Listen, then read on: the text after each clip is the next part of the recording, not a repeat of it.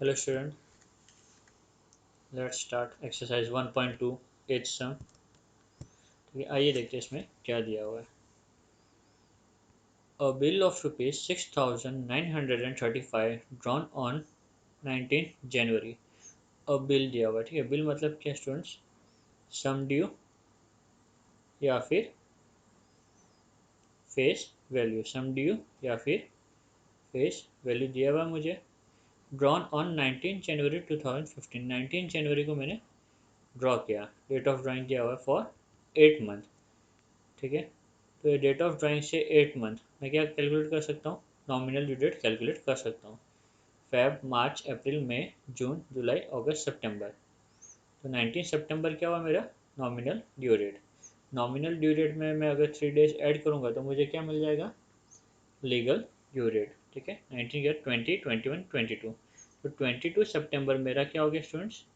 Legal due date. क्या हो गया मेरा 22 सितंबर? Legal due date. करेक्ट। तो अब हम आगे देखते हैं।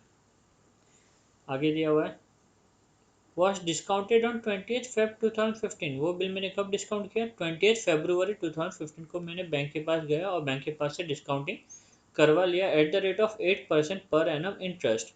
और बैंक ने मुझसे अर्ली पेमेंट के लिए 8% के हिसाब से इंटरेस्ट चार्ज किया।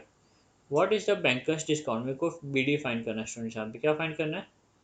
B D. और बी डी के लिए एन जो है मेरा वो 8 मंथ्स नहीं होगा स्टूडेंट। ठीक है ना, बी डी के लिए मेरा एन 8 मंथ्स नहीं होगा। वो टाइम होगा डिस्काउंटिंग के डेट से लेके ड्यू डेट तक। डिस्काउंटिंग के लेके डेट से लेके ड्यू डेट तक जो टाइम होगा वो मैं बी डी के लिए एन कंसिडर होगा। ठीक है, what is the cash value of the bill? एक बार मुझे बैंकर्स डिस्काउंट मिल जाएगा। बैंकर्स डिस्काउंट को मैं जब फेस वैल्यू से माइनस करूँगा तो मुझे ऑटोमेटिकली क्या मिल जाएगा students? Cash value. Okay students, समझ गए आपको यहाँ तक? देखिए, मैंने जो सम ड्यू का जो वैल्यू है वो मैंने रेड कलर में इसलिए लिखा हुआ है क्योंकि थोड़ा सा इसमें मिस्टेक था। टेक्स्ट बुक में ये वैल्यू दिया हुआ है 6,395। कितना दिया हुआ है? 6,395। बट पीछे आंसर इससे मैच नहीं हो रहा है। ठीक है ना, तो जब मैंने पीछे आंसर देखा तो मैंने कैश वैल्यू को और डिस्काउंट वैल्यू को प्लस करके देखा तो मुझे ये वैल्यू मिला। करेक्ट। और ऐसे भी कैश वैल्यू और डिस्काउंट वैल्यू मिला के फेस वैल्यू होता है। इसीलिए मैंने ये अमाउंट को क्या कर दिया? चेंज कर दिया स्टूडेंट। ठीक है, तो अमाउंट कितना लिया मैंने? 6,935। टेक्स्ट बुक में कितना दिया हुआ है? 6,395। ओके, चलिए देखते हैं आगे इसे हम कैसे प्रेजेंट कर सकते हैं। सबसे पहले गिवन इन्फॉर्मेशन फेस वैल्यू। यहाँ पे देखिए, यहाँ पे मैंने मिस्टेक किया। 6,935 आएगा। कितना आएगा? 6,935। यहाँ पे मैं चेंज करना भूल गया। 6,935। ओके, एंड मेरा 8 मंथ। मंथ को मैंने ईयर में कन्वर्ट कर दिया। 8/12 which gives me two third year. Rate of interest कितना दिया हुआ? 8%। बरोबर। नेक्स्ट स्टेप पे सॉल्यूशन। सबसे पहले मैं क्या करूँगा? मेरा लीगल ड्यू डेट फाइंड करूँगा, एंड फाइंड करूँगा, क्योंकि सबसे पहले मुझे बैंकर्स डिस्काउंट फाइंड करना है। और बैंकर्स डिस्काउंट के लिए मुझे एंड पता होना चाहिए। मतलब डिस्काउंटिंग के डेट से लेकर लीगल ड्यू डेट तक मेरा कितना टाइम पीरियड होता है वो मुझे पता होना चाहिए। ठीक है स्टूडेंट्स, तो सबसे पहले डेट ऑफ ड्राइंग 19 जनवरी। कितने महीने के लिए बिल ड्रॉ किया था? 8 मंथ के लिए।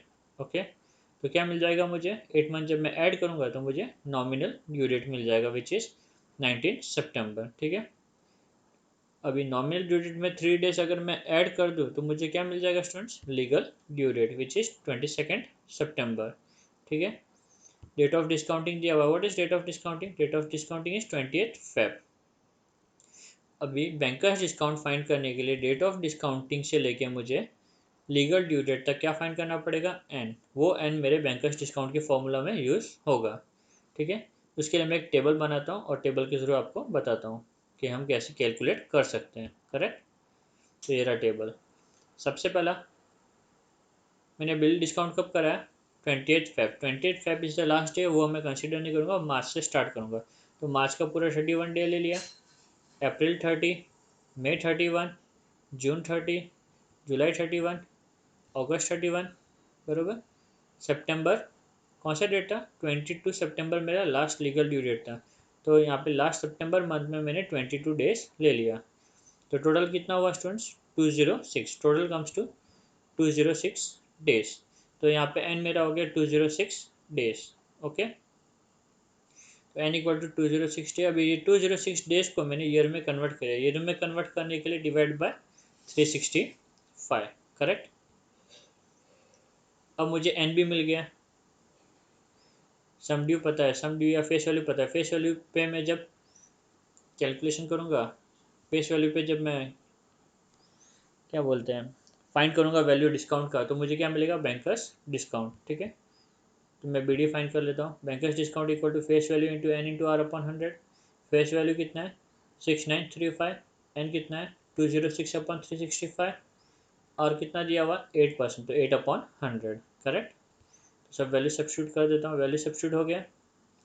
नेक्स्ट स्टेप पे जब आप इसको कैलकुलेट करोगे तो आपको बैंकर्स डिस्काउंट मिलेगा 313.12, 313.12। तो ये मेरा पहला रिक्वायरमेंट हो गया बैंकर्स डिस्काउंट का। ठीक है, नेक्स्ट मुझे पूछा हुआ है कैश वैल्यू कितना होगा बिल का। बिल का कैश वैल्यू कितना होगा?